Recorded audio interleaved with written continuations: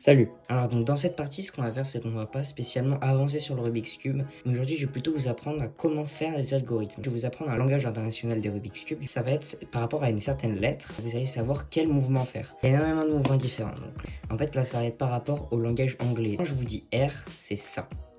En fait c'est la face de droite, comme right en anglais, la face de droite que l'on tourne dans le sens des aiguilles d'une montre. De 1. Ensuite, si je vous dis R', donc R avec une petite apostrophe, là ça va être toujours la face de droite, mais dans le sens inverse des aiguilles d'une montre. Ensuite, si je vous dis L, là ça va être comme left.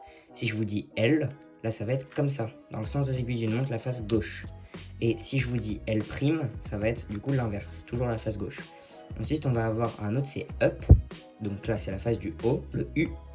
Si je vous dis U, c'est comme ça, dans le sens des aiguilles d'une montre, avec la face du dessus.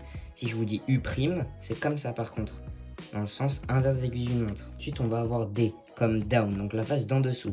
Si je vous dis D, ça va être comme ça. Et si je vous dis D', qui est toujours la petite apostrophe, vous allez faire comme ça. Alors, on va avoir F comme front, donc là c'est la face du devant. Si je vous dis F, ça va être comme ça, dans le sens aiguille d'une montre. Et si je vous dis F', ça va être comme ça, dans le sens inverse d'aiguille d'une montre, toujours de 1. Donc enfin, on va avoir back, donc le B, la face de derrière. Donc si je vous dis B, vous allez faire comme ça. Si je vous dis B', vous allez faire comme ça. Enfin, il nous reste les 3 derniers qui vont être 3 trucs pour bouger le cube dans l'espace. C'est-à-dire faire comme ça, comme ça, comme ça. Et pas comme ça.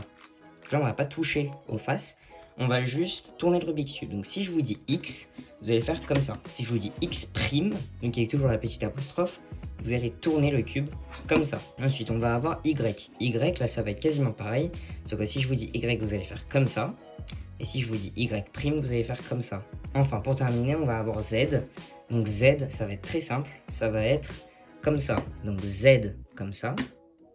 Et Z', comme ça. Quand on va faire une révision, dans ces trois-là, on va surtout utiliser Y. Les deux autres, on les utilisera quasiment jamais. Mais c'est quand même bien de le savoir. Enfin, pour terminer, donc là, c'est un tout petit point que je veux faire. C'est, il peut y avoir des fois où il y a marqué, par exemple, R2. Pas R', R2. Là, on va faire R, mais juste 2 fois. Il n'y aura jamais R3, parce que R3, c'est juste l'équivalent d'un R'. Vous voyez, 1, 2, 3, ou alors 1. Donc voilà, grâce à ça, vous allez pouvoir ensuite apprendre des algorithmes. Quand je vous écrirai, il ne faut pas vous étonner dans les prochaines vidéos. Ce sera pas, je vous dirai pas, tournez la face de droite, tournez la face de droite. Je vous dirai R', ce sera aussi affiché en haut à l'écran. Peut-être que dans cette vidéo, je vous mettrai les schémas en haut. Donc voilà, à la prochaine pour une nouvelle vidéo.